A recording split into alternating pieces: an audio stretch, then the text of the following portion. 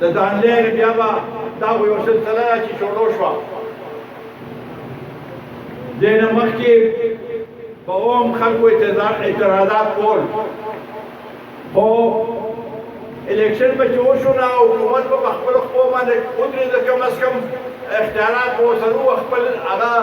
حکومت به یې چلاو دلته خو د الیکشن نه پس داسې مشکلات دوی ته جوړ دي چې چا روشتي دي هغوی وایي چې یاره دا هم څه خلک راوستل چې اوس مونږ په چل نه پوهېږو چې دوی سره چل وکړي مونږ یې ورته چل ښایو او د دې هغه هم دا دی طریقه هم دا ده چې دې ملک کې دوباره الیکشن وشي او الیکشن مونږ دانډه الیکشن نه غواړو الیکشن مونږه د هغه خلکو الیکشن نه غواړو چې هغوی د بکسې ډکې کړي په دې ملک کې چې دا سم نه بده خبره ده چې په هندوستان کې هر یو الیکشن کېږي کال په کال په هر یو پنځه کاله پس قومي هغې کېږي صوبو هغې کې کېږي چېرته چا یو بل باندې دانډه الزام نه لګولی دلته چې کوم الیکشن کېږي په هغې کې دانډې کېږي نه آخر دا ملک په څنګه چلېږي مونږ غواړو چې د سیول حکومت د پوره اختیارات دي او هغه اختیارات عمران خان ټول خپل اختیارات ورکړي دي اوس یې دا اقتصادي هغې دپاره یو کمیټي جوړه کړې ده په هغې کې د فوج سربراہ پکې کېنولی دی د فوج کار دی د سرحداتو دفاع کول په اقتصادیات باندې یا په هغې باندې فوج نه پوهېږي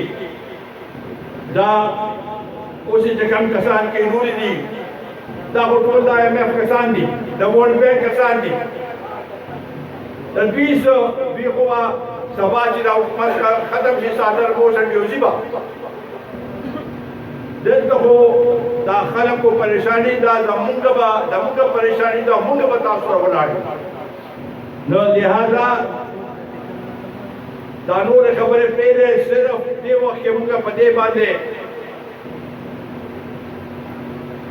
مونږ پریشانه یو مونږ ته تشویش دی هغه دا دی چې غریبانو ته چې دا کم غریبانو باندې بوج دی او د دوه وختو خپله روټۍ نشي هغه کولی بچو له روړلی کې دننه مدره فوج ته ته اختیارات هم ورکوې د مجسټریټ اختیارات هم ورکوې فوج ته ته دا هم دیواري ورکوې چې بیلټ پیپر یې به ته روړې او چې الیکشن ختم شي چې هغه به هم ته وړې د دې خو دا مطلب دی چې هر څه د هغوی په حواله دی تاسو باید دې الیکشن وکړئ مونږ د دې رزلټ به مو ووایئ مونږ دا مطالبه کړې ده د الیکشن کمیشن نه چې دا هم نه کمزورې کېږئ ما دا ستاسو ذمواري ده او دا دومره لوی الیکشن نه دی پکار دا دی چې دا د سیول او ستاسو چې کوم ریټرننګ افسران وو هغوی کولی شو فوج خو تاسو بار د اته د نوینانو لپاره ټیک ده خو دننه په پولینګ سټیشن کې مونږ ته پته ده چې مخکې څه کال لوبې شوي دي هغه لوبې اوس بیا کېږي او دا به هم د دانډلۍ شکار الیکشن عزت فاټه کې دارالمنیزه باندې فاټه کې د صوبایي اسمبلی الیکشن کېږي او چې تاسو ورته دا چل وکړو د دانډلۍ بیا به دا یو سلسله ده چې شروع شوه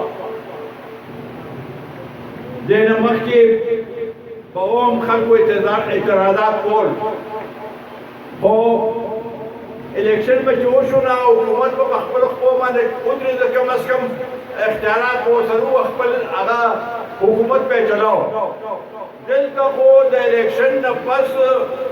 داسې مشکلات دوی ته جوړ دي چې چا روشتي دي هغوی وایي چې یاره دا هم څه خلک راوستل چې اوس مونږ په چل نه پوهېږو چې دوی سره چل وکړي مونږ یې ورته چل ښایو او د دې هغه هم دا دی طریقه هم دا ده چې دې ملک کې دوباره الیکشن وشي او الیکشن مونږ دانډه الیکشن نه غواړو الیکشن مونږه دا هغه خلکو الیکشن نه غواړو چې هغوی د بکسې ډکې کړي په دې ملک کې چې دا سم نه بده خبره ده چې په هندوستان کې هر یو الیکشن کېږي کال په کال په هر یو 15 کاله پس قومي هغې کېږي صوبو هغې کې کېږي چېرته چا یو بل باندې تانده الزام نه لګولی دلته چې کوم الیکشن کېږي په هغې کې تانلې کېږي نه آخر دا ملک به څنګه چلېږي مونږ غواړو چې د سیول حکومت د پوره اختیارات دي او هغه اختیارات عمران خان په اقتصادیات باندې یا په هغې باندې فوج نه پیږي دا اوس چې کوم کسان کینولي دي دا خو ټول د IMF کسان دي د ورلډ بینک کسان دي د دوی خو سبا چې دا حکومت ختم شي صادر به اوسه ډیوزي به دلته خو دا خلکو پریشاني دا زمونږ پریشاني دا مونږ به تاسو سره ولاړ نو لہذا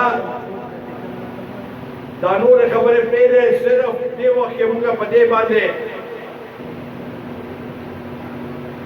مونږ پریشانه یو او مونږ ته تشویش دی هغه دا دی چې غریبانو ته چې دا کم غریبانو باندې بوج دی او د دوه وختو خپله روټۍ نشي هغه کولی بچونه روړلی نو دا چې دی دا ظلم دی او دا ظلم چې څو پورې نه ختم شوی مونږ به تاسو سره شانه به شانه ولاړ یو خان شیر کو 1 روپے کے دو نیازی 1 روپے کے دو نیازی آخری خبره ته کومه زمونږ ډېر محترم د افغانستان صدر پاکستان ته راغلی اوس په کېدای شي واپس هم روان شوي زما مزر پرون ملاقات وشو مونږ غواړو چې دواړه ملکونو ښه تعلقات دي خو په دې مونږ لږ شرمنده یو چې د عربو د هغه ځای سربران راځي د هغې نه خو عمران خان ځي په ایرپورټ ورته ولاړ یو ډرایوري یې کوي او دلته یو پښتون مشر دلته راغی د هغه مونږ دا استقبال وکړو چې یو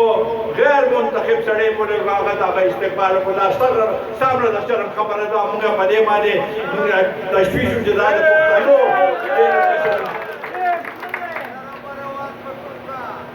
دا د پښتنو بېعزتي شوې ده په فانټه کې دې تلو هغه چیف منسټر تقریر کو چې زه پښتون یم او عمران خان هم پښتون دی نو تاسو ولې وایه چې دلته د پښتنو حکومت نشته نو دا د پښتنو هغه دی اول خو موږ ته پته نشته چې دی پښتون دی او که نه دی میاشت په درې کې دا څلورم ځل دی چې د بجلۍ په ریټ کې به 1.5 روپۍ بیا اضافه وشي اسم دلته بجلی نشته او په بجلی در نه هغې وولټیج پوره نه دی څوک په هغې باندې دوه بلبونه یو پکې جوړ چلېږي نو لویه خبره ده او لوډ شیډینګ په خپل ځای باندې خو د دې قیمت ګیس او د بجلی دا بیل د هغه چې قیمتونه زیات شو نه په 3 تاریخ باندې بجټ دیو د دې لپاره مونږ په عمران خان هغې باندې لعنت وایو چې داسې غیر متضاد صورتحال جوړ کړی